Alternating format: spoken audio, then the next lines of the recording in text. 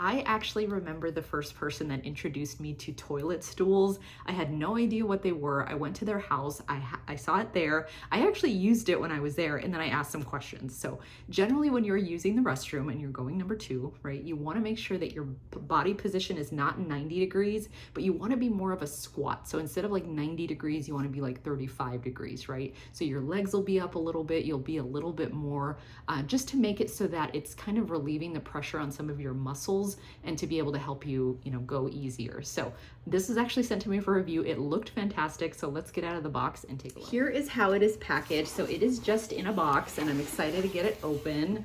Oh my gosh. So right off the bat, look at how adorable that is. So it does have a little imprint of a cat on it. So this would be really great if you have kids. I'm going to use this for myself because I love cats as well, but I like the way it was packaged. Again, it has bubble wrap in here just to make sure that it's not going to get damaged during transit. Look at how adorable this is. I love that you have the detail of the eyes and the ears and the whiskers here, and then the nose right here as well. If you actually feel this part, it is very nice and grippy. So if your feet are on there, it's going to hold them in place nicely. So you're not going to be slipping and sliding off.